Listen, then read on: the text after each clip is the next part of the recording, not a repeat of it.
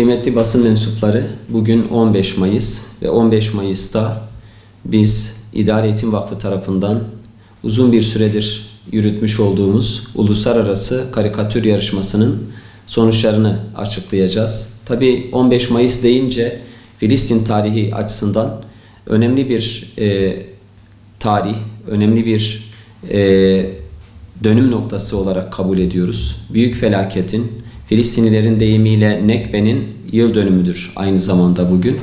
1948 yılında adına İsrail dedikleri bir korsan devlet kuruldu ve Filistinlilerin topraklarını işgal eden bu terör çetesi, terör devleti o günden bugüne yüz binlerce Filistinliyi katletti ve her yıl, her ay sınırlarını genişleterek, işgallerini genişleterek Filistinlilere adeta işgali en ağır şekilde hissettiriyor.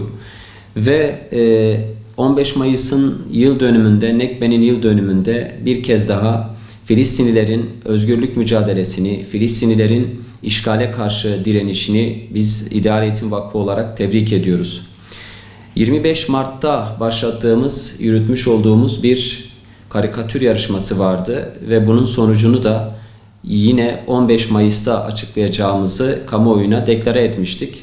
Hem Nekbe'yi bir kez daha hatırlama, büyük felaketi bir kez daha gündeme getirme, hem de böyle bir organizasyonda, özellikle karikatür yarışması organizasyonunda dereceye giren yarışmacıların böyle bir günde açıklanarak Gazze meselesinin tekrar gündem edilmesine ön ayak olmaya çalıştık. Ümmetin İmtihanı Gazze Uluslararası Karikatür Yarışması'nın startını, başlangıcını 25 Mart'ta verdik ve 25 Mart'ta yaptığımız açıklamayla başvurular başlamış oldu. Bugün itibariyle sonuçlar ortaya çıktı. Bugüne kadar elimize ulaşan 49 ülkeden 210 sanatçı 530 eserle yarışmamıza katılım gösterdiler. Bu bizim açımızdan önemli bir rakam, önemli rakamlar. Çünkü Gazze meselesini 49 ülkede tekrar gündem ettik. 49 ülkedeki sanatçıların bu meseleyle alakalı kalemlerini oynatmasını, kalemleriyle Gazze mevzusunu karikatürlere taşımasını sağlamış olduk.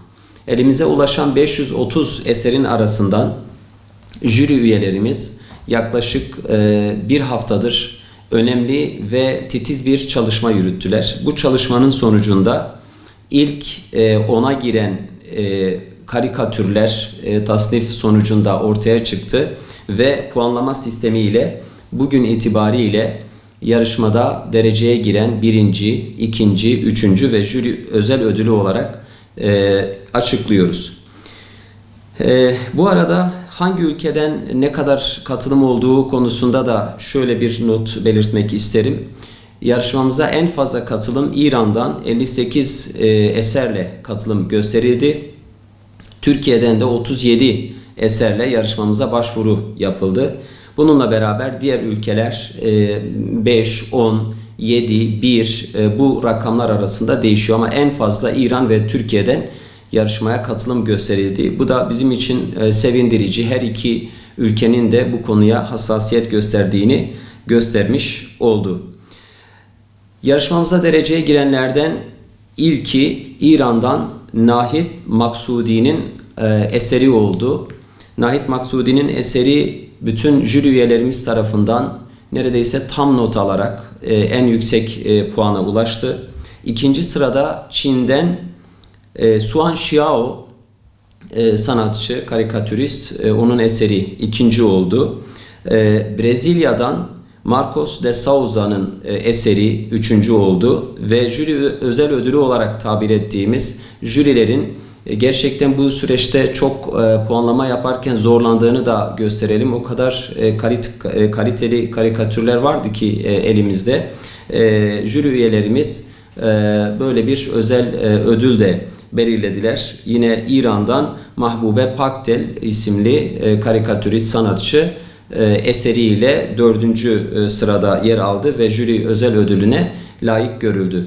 Tabii dediğimiz gibi bütün karikatürler çok kaliteli, çok anlamlı, çok derinlikli, Gazze meselesini gündeme taşıyacak karikatürler. Bütün bunları biz kamuoyuyla da inşallah paylaşmaya çalışacağız. 530 eserin tümü olmasa da en azından dereceye girenler ve ilk 60 karikatürleri biz çeşitli illerde sergi halinde yine sosyal medya hesabımızdan ve internet sitemizden kamuoyunun dikkatine sunacağız ve bu karikatürleri de Gazze meselesine katkı sunmak amacıyla paylaşacağız.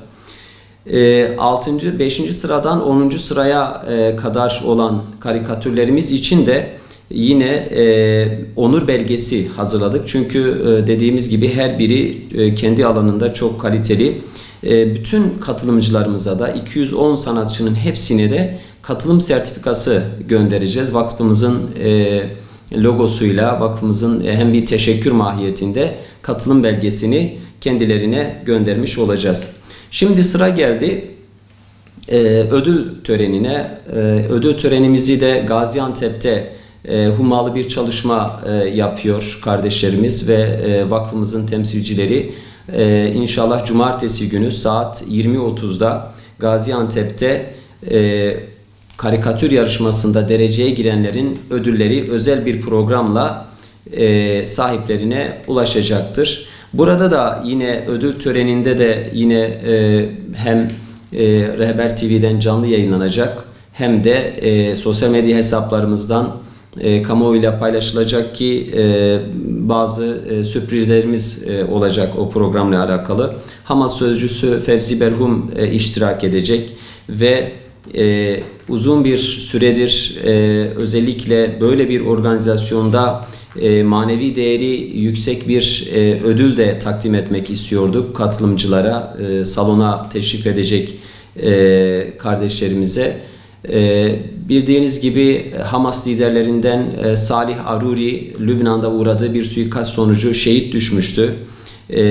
Şehit Salih Aruri'ye ait kendisinin bizzat okumuş olduğu Kur'an-ı Kerim elimize ulaştı. Bu organizasyona katkı amacıyla bizler de Şehit Salih Aruri'nin Kur'an-ı Kerim'ini salonda izleyiciler arasında bir izleyicimize hediye edeceğiz. Kurayla belirleyeceğiz. Aynı zamanda yarışmada ilk 4 sırayı alan karikatürleri de özel bir tablo halinde kendilerine hediye edeceğiz. Evet, uzun bir çalışmamız oldu. Uzun bir organizasyon için hazırlığımız oldu. İnşallah cumartesi günü bu hazırlığımızı programla taşlandırmış olacağız. Ve bizler de böyle bir günde 15 Mayıs Nekbe'nin yıl dönümünde Gazze meselesini bir nebze olsun gündeme taşıma fırsatımız olduysa, gündeme taşıma için böyle bir çaba içine girdiysek bu bizim için mutluluk vericidir. En azından sanatsal bir çalışmayla, sanatsal bir alanda Gazze'yi gündeme taşımış olduk. Emeği geçen tüm kardeşlerime de ayrıca teşekkür etmiş olayım buradan.